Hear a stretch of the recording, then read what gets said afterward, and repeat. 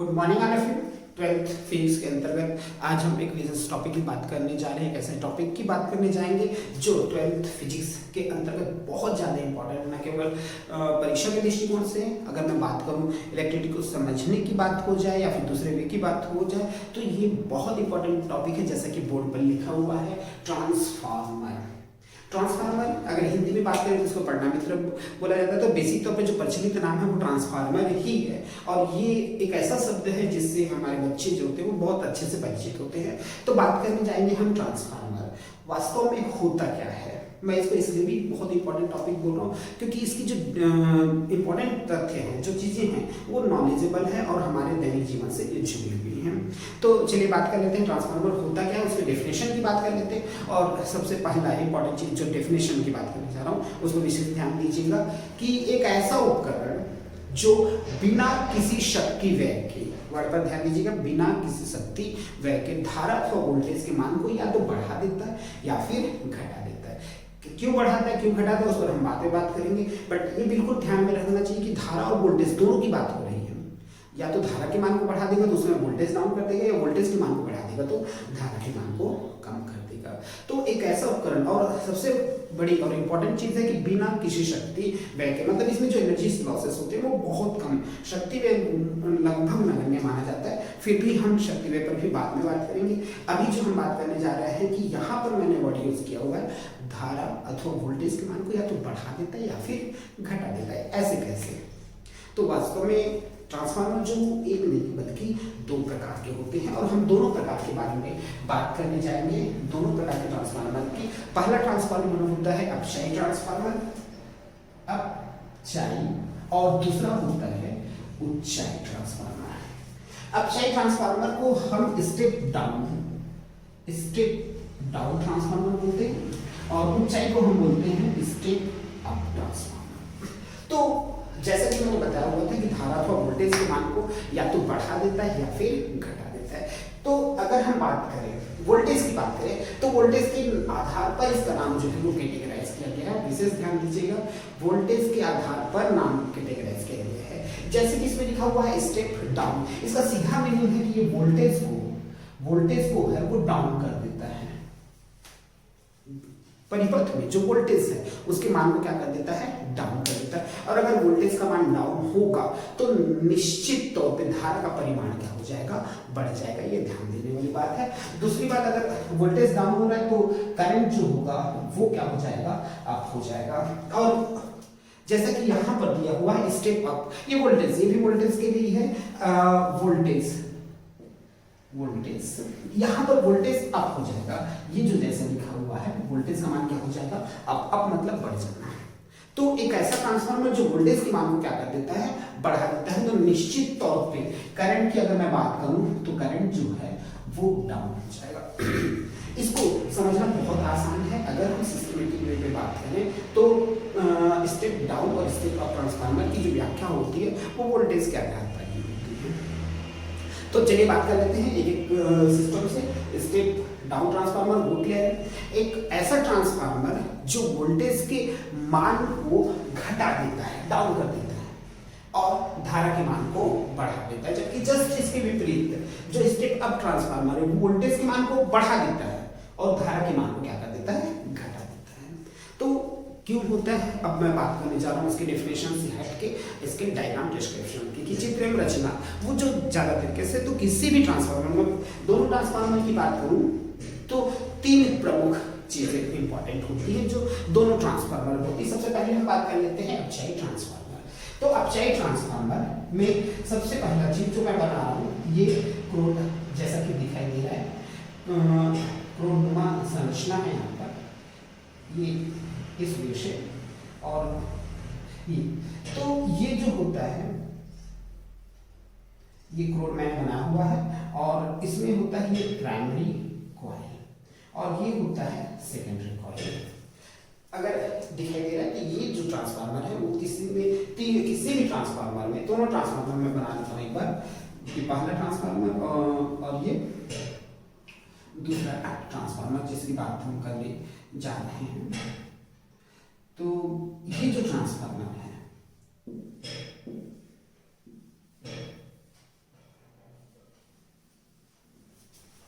तो दोनों ट्रांसफार्मर मैंने बना दिया हुआ है, डायग्राम से ही बहुत सारी चीजें क्लियर हो जाएंगी, फिर भी हम एक बार डिस्क्राइब कर लेते हैं। तो बात करें सबसे पहले अपचाई ट्रांसफार्मर। तो जैसा कि मैंने बताया कि किसी भी ट्रांसफार्मर में मुख्यतः 3 भाग होते हैं। तो सबसे पहला भाग होता है इसका प्राथमिक कुंडली। पहला हिस्सा होता है प्राथमिक कुंडली। ये कैसे बनाया जाता है? तो निश्चित तौर पे नर्म लोहे का जो टुकड़ा होता है, नर्म लोहे के टुकड़े पर तांबे की तार लपेटकर बनाए जाते हैं। सिंपल सा है, नर्म लोहे का जो प्लेट होता है उस पर क्या किया जाता है, तांबे का तार लपेटकर बनाया जाता है। और द्वितीय कुंडली, ये जो द्वितीय कुंडली बना हुआ है, पहला हिस्सा होता है प्राथमिक कुंडली और दूसरा हिस्सा होता है द्वितीयक कुंडली। ये द्वितीय कुंडली भी नर्म लोहे के टुकड़े पर तांबे के तार लपेटकर बनाए जाते हैं।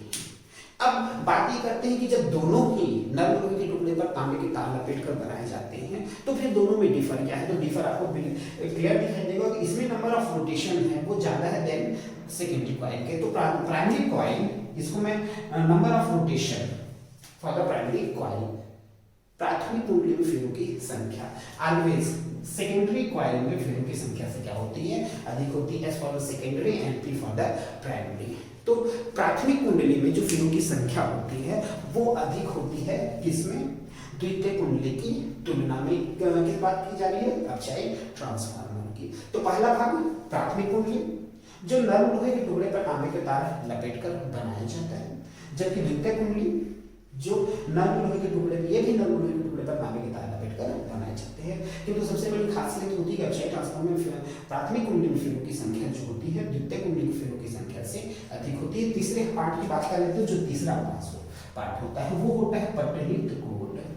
पटलित कोड तीसरा हिस्सा जो होता है वो कहलाता है पटलित कोड। पटलित कोड क्या होता है उसको समझ लेते हैं। एक्शन में क्या होता है कि नर्म लोहे का जो प्लेट होता है उसको हम आयताकार काटते हैं और काटने के बाद कुछ विद्युत रोधी पदार्थों की तह देकर इसको इस बीच बीच में, जैसे कि ये प्लेट दिखाई दे रहा है, एक प्लेट है, प्लेट के ऊपर फिर विद्युत रोधी पदार्थ लगाते हैं, उसके बाद दूसरा प्लेट, फिर तीसरा विद्युत रोधी पदार्थ, फिर चौथा प्लेट। इस प्रकार से हम जितनी मोटाई का बनाना चाहें उतनी मोटाई का बना सकते हैं। ये क्या कहलाता है? पटलित कोड। तो किसी भी ट्रांसफार्मर में मैं चाहे अपचाई की बात करूं चाहे ऊंचाई पर भी हम आएंगे, पर पहले देख लेते हैं अपचाई ट्रांसफार्मर।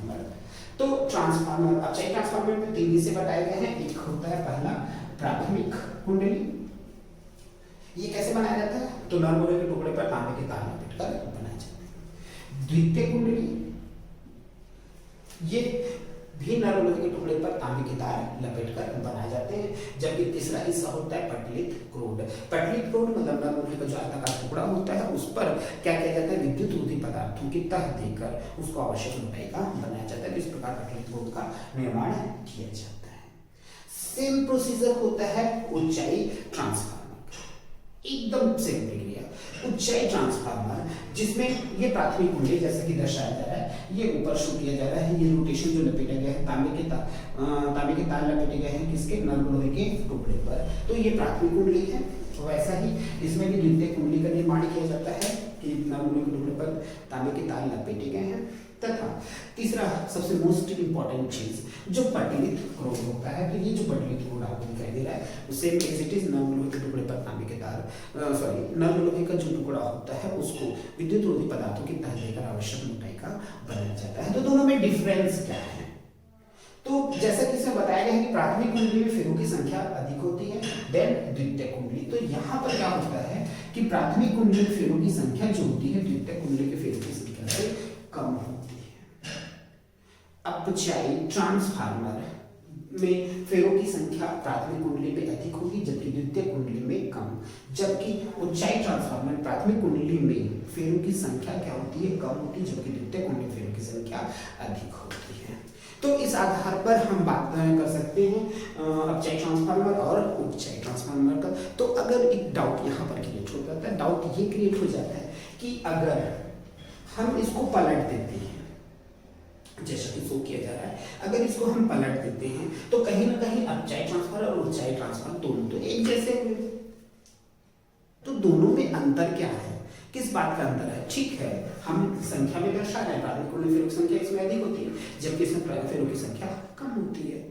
बट अगर हम इसको पलट दें तो ऑब्वियसली जो है ऊंचाई अपचाई में कन्वर्ट हो जाएगा। तो क्या ऐसा किया जा सकता है? नहीं। इसके पीछे उद्देश्य ये है कि जो प्राथमिक कुंडली होती है उस पर हमेशा हम इनपुट वोल्टेज, ये इनपुट जब भी हम प्रोवाइड करेंगे प्राइमरी कॉइल पर ही इनपुट वोल्टेज या करंट जो है वो प्रोवाइड किया जाता है, जबकि द्वितीय कुंडली के सिरों पर आउटपुट इनपुट जो होगा वो प्राथमिक कुंडली के सिरों पर होगा और आउटपुट जो होगा वो द्वितीय कुंडली के सिरों पर होगा। तो दोनों ट्रांसफार्मर में ऐसा ही किया जाएगा। प्राथमिक कुंडली मतलब सीधा मीनिंग है, एक बार हम फिर से रिपीट कर लेते हैं क्योंकि सारी चीजें सिस्टमेटिक होनी चाहिए। तो सबसे पहले हम बात करने जा रहे हैं अपचायी ट्रांसफार्मर की चित्र एवं रचना की। तो अपचायी ट्रांसफार्मर जिसमें चित्र एवं रचना में सबसे पहला बिंदु होता है उसका प्राथमिक कुंडली। तो आप ये बताएंगे कि नर्म लोहे के टुकड़े पर तांबे की तार लपेट कर इसका निर्माण किया जाता है, जिस सिरे पर निवेशी धारा या वोल्टेज प्रदान किया जाता है। ये हो जाएगा प्राथमिक कुंडली। द्वितीय कुंडली यह भी नर्म लोहे के टुकड़े पर तांबे के तार लपेटकर बनाए जाते हैं, किंतु इस सिरे पर निर्गत धारा अथवा वोल्टेज प्राप्त किया जाता है। तीसरा चीज पटलित क्रूड। पटलित क्रूड नर्म लोहे के टुकड़े को विद्युत रोधी पदार्थों की आवृत्ति देकर आवश्यक मोटाई का बनाया जाता है, जो कहलाता है आपका पटलित क्रूड। तो इस प्रकार से ये जो है ट्रांसफार्मर तैयार होगा। अब उच्चाई ट्रांसफार्मर के लिए सेम डेफिनेशन हो जाएगा, सेम प्रक्रिया होगी, उसकी चित्र रचना एज इट इज रहेगी। प्राथमिक कुंडली नर्म लोहे के टुकड़े पर तांबे का तार लपेट कर बनाया जाता है। इस सिरे पर निवेशी धारा मतलब इनपुट जो है वोल्टेज और करंट हम क्या करते हैं प्रोवाइड करते हैं, जबकि द्वितीय कुंडली के सिरों पर हम जो है वो आउटपुट प्राप्त करते हैं, निर्गत धारा अथवा वोल्टेज प्राप्त करते हैं। पटलित क्रूड की सेम प्रक्रिया बताई जा रही है कि नर्म लोहे का प्लेट को आयताकार काटकर उस पर विद्युत रोधी पदार्थों की तरह देकर उसे आवश्यक मोटाई का बनाया जाता है। तो इस प्रकार से हम बात कर चुके हैं अपचायी ट्रांसफार्मर और उच्चाई ट्रांसफार्मर। हाँ, अगर दोनों में डिफरेंट प्रोड्यूस करना है तो एक ही चीज का डिफर होता है कि अपचायी ट्रांसफार्मर में प्राथमिक कुंडली के फेरों की संख्या सदैव द्वितीय कुंडली के फेरों की संख्या से अधिक होती है, जबकि उच्चाई ट्रांसफार्मर में प्राथमिक कुंडली में फेरों की संख्या द्वितीय कुंडली के फेरों की संख्या से कम होती है। तो मेरे हिसाब से जो चित्र रचना है वो आसानी से क्लियर हो गया होगा। अब हम इसके सिद्धांत और सूत्र की बात करने जा रहे हैं। शो किया गया कि जैसे ये ट्रांसफार्मर है तो ये इसका प्राथमिक कुंडली होता है और ये द्वितीय कुंडली। तो दोनों ट्रांसफार्मर की बात की जा रही है, दोनों ट्रांसफार्मर का सिद्धांत एक ही है, अन्योन्य प्रेरण के सिद्धांत पर। ये जो होता है ट्रांसफार्मर अन्योन्य प्रेरण के सिद्धांत पर कार्य करना है। अन्योन्य प्रेरण वास्तव में होता क्या है तो आप भली भांति से परिचित है कि जब प्राथमिक कुंडली में निवेशी धारा इनपुट जैसा कि शो किया जा रहा है, निवेशी धारा अगर प्रदान की जाती है तो निश्चित तौर पर उसके चारों ओर चुंबकीय क्षेत्र उत्पन्न होने लगता है। इसके चारों ओर चुंबकीय क्षेत्र उत्पन्न होगा। ये चुंबकीय क्षेत्र द्वितीय कुंडली से बद्ध होता है, तो कहीं न कहीं ये चुंबकीय क्षेत्र द्वितीय कुंडली से बद्ध होगा। फलस्वरूप द्वितीय कुंडली में प्रेरित धारा उत्पन्न हो जाती है, जिसे आउटपुट के रूप में प्राप्त कर लिया जाता है। तो चाहे वो अपचायी ट्रांसफार्मर हो चाहे उच्चाई ट्रांसफार्मर हो, सिद्धांत एक ही है। ट्रांसफार्मर अन्योन्य प्रेरण के सिद्धांत पर कार्य करता है, अर्थात जब प्राथमिक कुंडली में विद्युत धारा प्रवाहित की जाती है तो उसके चारों ओर एक समान चुंबकीय क्षेत्र उत्पन्न होने लगता है। धीरे धीरे चुंबकीय क्षेत्र के परिमाण में वृद्धि होने लगती है। ये चुंबकीय क्षेत्र से निकलने वाले जो चुंबकीय बल रेखाएं हैं जिनको चुंबकीय फ्लक्स के नाम से जाना जाता है, जो चुंबकीय फ्लक्स होता है वो द्वितीय कुंडली से बद्ध होता है। फलस्वरूप द्वितीय कुंडली में प्रेरित धारा उत्पन्न हो जाती है। इस प्रकार द्वितीय कुंडली में जो प्रेरित धारा अथवा वोल्टेज प्रोड्यूस्ड हो जाता है उसको द्वितीय कुंडली के सिरों पर प्राप्त कर लिया जाता है। तो ये एकदम सिंपल सा सिद्धांत है। दोनों चाहे अपचायी ट्रांसफार्मर हो चाहे उच्चाई ट्रांसफार्मर हो, सिद्धांत एज इट इज है। अब हम बात करने जा रहे हैं सूत्र की स्थापना की। तो सूत्र की स्थापना, इस पर भी हम बात कर लेते हैं, महत्वपूर्ण बिंदु है। तो सूत्र की स्थापना में अगर मैं बात करूं तो सबसे पहले सिंपल सिस्टमेटिक वे पे बात करते हैं विद्युत वाहक बल को लेकर। तो हमको ये पता है फैराडे के नियमानुसार कि किसी भी चालक में विद्युत फ्लक्स की बात की जा रही है, तो विद्युत वाहक बल सदैव चुंबकीय फ्लक्स में परिवर्तन की दर के अनुक्रमानुपाती होता है। यदि प्राथमिक कुंडली में प्रवाहित विद्युत वाहक बल EP व फेरों की संख्या NP हो, निश्चित तौर पे इस चीज को हम विशेष ध्यान देंगे कि EP जो है वो प्राथमिक कुंडली में प्रवाहित या प्रोवाइड किया हुआ दिया गया विद्युत वाहक बल है, जबकि उसमें फेरों की संख्या क्या है, NP है। तो फैराडे के द्वितीय नियमानुसार हमको ये पता है कि EP is equal to d phi by dt। इसे माइनस चिन्ह सिर्फ दिशा को प्रदर्शित करने के लिए किया जाता है।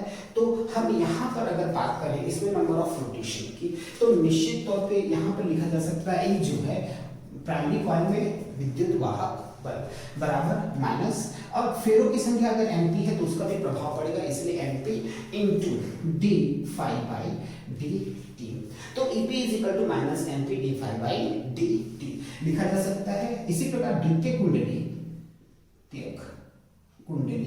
में प्रेरित विद्युत वाहक बल, द्वितीय कुंडली में जब हम प्राथमिक कुंडली में धारा प्रवाहित करते हैं या वोल्टेज प्रदान करते हैं तो उस समय वो चुंबकीय फ्लक्स जो है तो द्वितीय कुंडली से बद्ध होता है, फलस्वरूप द्वितीय कुंडली में प्रेरित विद्युत वाहक बल उत्पन्न हो जाता है। इसलिए पहले केस में हमने प्रवाहित वर्ड यूज किया हुआ है और दूसरे में हमने यूज किया हुआ है प्रेरित विद्युत वाहक बल। तो द्वितीय कुंडली में प्रेरित विद्युत वाहक बल ES व फेरों की संख्या NS हो। इसका सीधा मीनिंग है कि ES is equal to minus NS d phi by dt। अब अगर इन दोनों को हम डिवाइड कर देते हैं तो यहां से हम देखें तो EP बटे ES बराबर NP अपन NS, ये माइनस कैंसिल हो जाएगा, d phi by dt cancel हो जाएगा, हमारे पास आ रहा है EP upon ES is equal to NP upon NS। अब यही तो बात होती है। सबसे पहले हम बात कर लेते हैं अपचाई ट्रांसफार्मर की। यहां पर हम सबसे पहले बात करते हैं अपचाई ट्रांसफार्मर, चूंकि अपचाई ट्रांसफार्मर में NP is greater than NS। जैसा कि बताया गया है प्राथमिक कुंडली में फेरों की संख्या जो होती है वो अधिक होती है द्वितीय कुंडली की तुलना में। अगर यहां से हम देखें तो प्राथमिक में फेरों की संख्या अधिक है सेकेंडरी से, मतलब अंश जो है हर से बड़ा है, तो इसका सीधा मीनिंग है कि यहाँ भी अंश जो है वो हर से बड़ा हो जाएगा। इसका मतलब EP इज ग्रेटर देन हो जाएगा ES। EP मतलब सीधा मीनिंग है प्राथमिक कुंडली में विद्युत वाहक बल इज ग्रेटर देन द्वितीयक कुंडली में विद्युत वाहक बल। अगर हम बात करें EP की तो EP प्राथमिक कुंडली में विद्युत वाहक बल है, जबकि ES जो है वो द्वितीय कुंडली में विद्युत वाहक बल है। इसका सीधा मीनिंग प्राथमिक कुंडली में विद्युत वाहक बल का मान अधिक है और द्वितीय कुंडली में विद्युत वाहक बल का मान हमें कम प्राप्त हो रहा है। मैंने स्टार्टिंग में ही बताया हुआ था कि यहाँ हम प्रोवाइड करेंगे, प्रदान करेंगे और यहाँ पर हम उसको प्राप्त करेंगे। तो जब हम दे रहे हैं प्राथमिक कुंडली में हम विद्युत वाहक बल का मान अधिक दे रहे हैं, किंतु द्वितीय कुंडली में हमको विद्युत वाहक बल का मान कम मिल रहा है। इसका सीधा मीनिंग है कि कहीं न कहीं विद्युत वाहक बल के मान में कमी हुई है, हमने ज्यादा दिया और प्राप्त कम हुआ। कहने का तात्पर्य सीधा का सीधा है कि अगर अपचाई ट्रांसफार्मर की बात करें तो वोल्टेज के मान को घटा देता है, या एक शब्द में लिखें अपचाई ट्रांसफार्मर विभव के मान को कम कर देता है। अपचाई ट्रांसफार्मर जो है वो विभव के मान को कम कर देता है। इसका सीधा मीनिंग यही निकलता है कि वोल्टेज के मान को क्या कर देता है, कम कर देता है। जैसा कि हमने डेफिनेशन में बात किया हुआ था कि अपचाई ट्रांसफार्मर विभव के मान को क्या कर देता है, कम कर देता है। अब अगर हम बात कर लेते हैं ऊंचाई ट्रांसफार्मर की, तो ऊंचाई ट्रांसफार्मर की अगर हम बात करें तो चूंकि NP is less than NS, मतलब द्वितीय कुंडली में फेरों की संख्या अधिक होती है प्राथमिक कुंडली की तुलना में। किसमें? ऊंचाई ट्रांसफार्मर में। इसका सीधा मीनिंग अब अगर हम ध्यान दें, NP is less than NS means EP is less than ES। इसका मीनिंग निकलेगा EP is less than ES। अब EP क्या है? प्राथमिक कुंडली में विद्युत वाहक बल इज लेस देन द्वितीय कुंडली में विद्युत वाहक बल।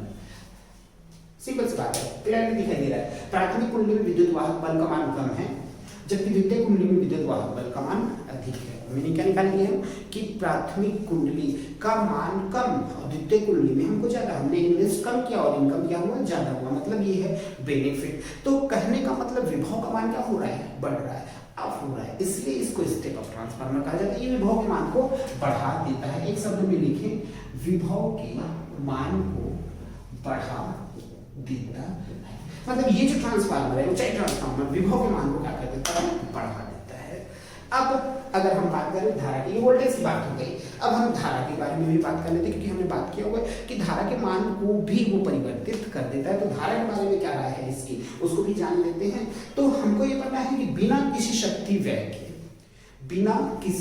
व्यय के, मतलब इसका सीधा मीनिंग होगा कि प्राथमिक कुंडली में शक्ति बराबर द्वितीयक कुंडली में शक्ति। प्राथमिक कुंडली में शक्ति बराबर द्वितीय कुंडली में, और शक्ति का जो सूत्र होता है हमारे पास होता है P = VI। तो हमने पढ़ा हुआ है P = VI, मतलब इसका सीधा मीनिंग है प्राथमिक कुंडली में विद्युत वाहक बल, तो EP × IP। प्राथमिक कुंडली में विद्युत वाहक बल गुणित प्राथमिक कुंडली में धारा बराबर ES × IS। द्वितीय कुंडली में विद्युत वाहक बल गुणित द्वितीय कुंडली में धारा, क्योंकि शक्ति जो होता है धारा और वोल्टेज के गुणनफल को कहा जाता है। इससे पूर्व के वीडियो में हमने इसके लिए डेरिवेशन भी निकाला हुआ है, तो आप इससे भली भांति परिचित हैं कि शक्ति जो होता है वो धारा और वोल्टेज का गुणनफल होता है। तो यहाँ हमने वोल्टेज और धारा को गुणा किया हुआ है। प्राथमिक कुंडली में विद्युत वाहक बल गुणित प्राथमिक कुंडली में धारा बराबर द्वितीय कुंडली में विद्युत वाहक बल गुणित द्वितीय कुंडली में धारा। इसके आधार पर लिख सकते हैं EP/ES बराबर IS/IP।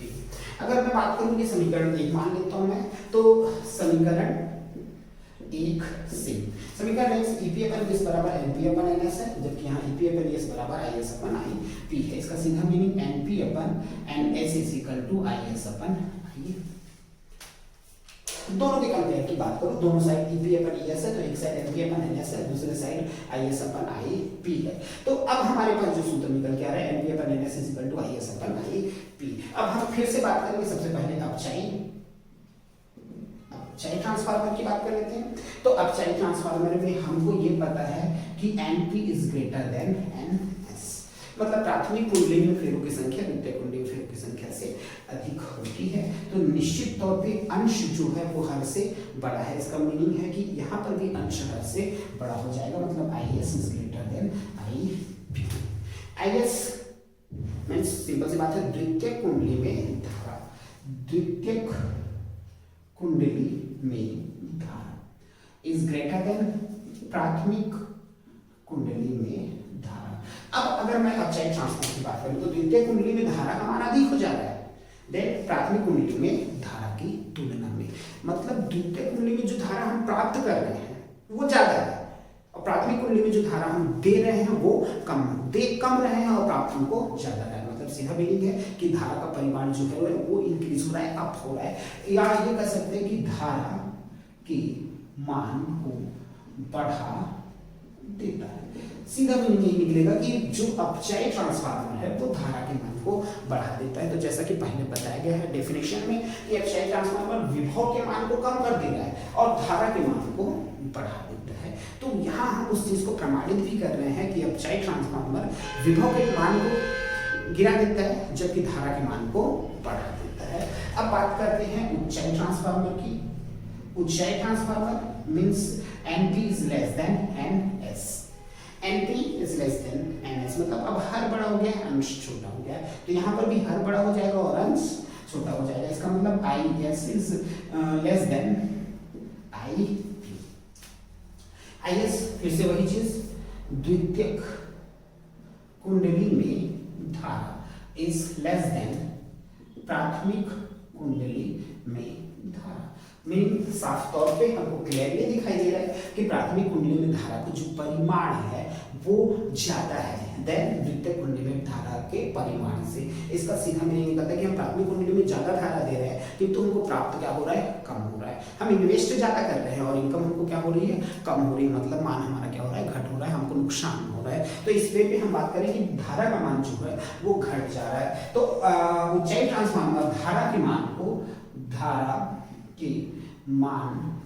घटा देता है। एक लाइन में हम इसको लिखेंगे कि ये जो ट्रांसफार्मर है वो धारा के मान को घटा देता है। तो इस प्रकार हम सिस्टमेटिक ये देखते हैं कि जैसा कि डेफिनेशन में हमने बताया हुआ था कि ऊंचाई ट्रांसफार्मर विभव के मान को बढ़ा देता है जबकि धारा के मान को घटा देता है, और वही चीज हमने यहाँ पर प्रमाणित किया हुआ है। तो इस प्रकार दोनों ट्रांसफार्मर की बात करी गई है, चाहे वो ऊंचाई ट्रांसफार्मर हो चाहे क्षय की ऊर्जा क्षय। तो ये वास्तव में क्या है ऊर्जा क्षय? तो ऊर्जा बिल्कुल सही है कि यहाँ पर ऊर्जा जो होगी, हम बिल्कुल सही बोल रहे थे कि बिना किसी शक्ति व्यय के होगा, किंतु इस चीज को अगर ध्यान दे तो ऊर्जा संरक्षण के सिद्धांत के अनुसार ऊर्जा को न तो उत्पन्न किया जा सकता है न ही नष्ट किया जा सकता है। किंतु कई बार ऐसा होता है कि ऊर्जा कुछ ऐसे रूपों में व्यय हो जाती है जिसका उपयोग हम नहीं कर सकते। ऊर्जा एक ऐसी चीज हो जाती है जो किसी भी कार्य करते समय कुछ ऐसे रूप में, ऐसे कार्यों में परिवर्तित हो जाती है जिसका प्रयोग हम उस पर्टिकुलर कार्य के लिए नहीं कर सकते। तो वो कहीं ना कहीं ऊर्जा क्षय की श्रेणी में आता है। तो यहाँ पर भी कुछ ऐसा होता है, ऊर्जा यहाँ पर भी ऐसे ऊर्जा संरक्षण के सिद्धांत पर ही कार्य करता है कि ऊर्जा को न तो उत्पन्न किया जा सकता है और न ही नष्ट किया जा सकता है। फिर भी ऊर्जा कुछ ऐसे रूपों में व्यय हो जाती है जिसका प्रयोग हम नहीं कर सकते। तो चलिए बात कर लेते हैं कि ऊर्जा किस प्रकार की ऊर्जा क्षय होती है और उसका क्या समाधान है हमारे ट्रांसफार्मर में। तो उस पर भी हम बात करेंगे। सबसे पहला हमारा ऊर्जा ह्रास होता है जिसको कहा जाता है ताम्रह्रास। अब ये ताम्रह्रास क्या है? तो आपको बताया गया है प्राथमिक कुंडली और द्वितीय कुंडली की कि जो प्राथमिक कुंडली या द्वितीय कुंडली है वो नर्म लोहे के ऊपर तांबे के तार लपेट कर बनाई जाती है। बिल्कुल सही है, नर्म लोहे के ऊपर तांबे के तार लपेट कर बनाई जाती है। इसका सीधा मीनिंग है तांबा का तार यूज किया जाता है। और आप भली भांति परिचित हैं कि जब धारा प्रवाहित की जाती है तो कहीं ना कहीं विद्युत ऊर्जा कई बार ऊष्मीय ऊर्जा के रूप में परिवर्तित हो जाती है। यहाँ पर भी ऐसा ही कुछ होता है कि विद्युत ऊर्जा जो है वो ऊष्मीय ऊर्जा के रूप में क्या हो जाती है, परिवर्तित हो जाती है। और अगर विद्युत ऊर्जा ऊष्मीय ऊर्जा के रूप में परिवर्तित हो जाती है तो उसका प्रयोग हम ट्रांसफार्मर में नहीं कर सकते। बिकॉज ऑफ इट जो ऊर्जा क्षय होता है वो ताम्रह्रास होता है। हमको पता है कि H = I²R T। इसका सीधा मीनिंग है कि धारा का परिमाण जितना अधिक होगा ऊष्मा का मान भी क्या होगा, उतना ही अधिक होता है। तो चूंकि तांबे का तार है, इसमें विद्युत धारा प्रवाहित की जा रही है, तो ये जो क्षय होता है वो ऊष्मा क्षय जो है वो ताम्रह्रास के नाम से जाना जाता है। जैसा कि बोर्ड पर लिखा हुआ है ताम्रह्रास मतलब तांबे के तार में होने वाला ऊर्जा क्षय ताम्रह्रास की श्रेणी में कहलाता है। तो बिल्कुल सही है कि ऊष्मा जो होती है वो ट्रांसफार्मर में किसी भी प्रकार से यूजेबल नहीं है। ऊष्मा रूप में परिवर्तित जरूर हो रहा है विद्युत ऊर्जा, किंतु वो हमारे काम का नहीं है इन ट्रांसफार्मर। बिकॉज ऑफ इट इसको हम ऊष्मा क्षय की श्रेणी में गिनते हैं, ऊष्मा ऊर्जा क्षय की श्रेणी में गिनते हैं। तो ताम्रह्रास सबसे पहला होता है। दूसरा होता है लौहह्रास।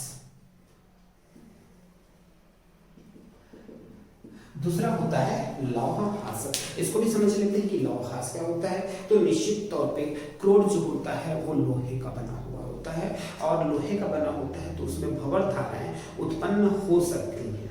और भंवर धाराएं जब उत्पन्न होती हैं तो कहीं ना कहीं विद्युत ऊर्जा जो होती है वो क्षय होती है। तो भंवर धाराओं के कारण जो ऊर्जा क्षय होती है, चूंकि लोहे का प्लेट लिया जाता है, इसलिए इस क्षय को हम लौहह्रास की श्रेणी में।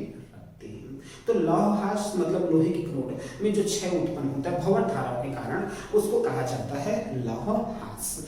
तो बातें करते हैं कि अब इसका निवारण किस प्रकार से किया जा सकता है कि लौह ह्रास अगर उत्पन्न होता है, लौह के कारण जो उसमें क्षय होती है, तो हमने कोशिश किया हुआ है यहाँ पर कि हम पटलित क्रोड बनाते हैं। पटलित क्रोड इसको बहुत अच्छे से समझ लेते हैं कि नर्म लोहे का जो प्लेट होता है उसको हम काट कर आयताकार काटते हैं और उसमें विद्युत रोधी पदार्थों की तह बना देते हैं, फिर दूसरा प्लेट लगाते हैं, फिर विद्युत रोधी पदार्थ, फिर तीसरा प्लेट, फिर चौथा प्लेट। इस प्रकार से हम प्लेट का निर्माण करके हम आवश्यक मोटाई, जितना मोटाई हमको बनाना है वो बना लेते हैं। तो कहीं न कहीं जो भंवर धाराओं के कारण ऊर्जा क्षय हो रहा है उससे बचा जा सकता है। तो ये समस्या भी है, उसका समाधान भी हमारे पास मौजूद है। हम कोशिश ये करते हैं कि इस प्रकार से ऊर्जा से बचाया जा सके। तीसरा जो हाथ होता है वो होता है फ्लक्स क्षरण, चुंबकीय फ्लक्स क्षरण,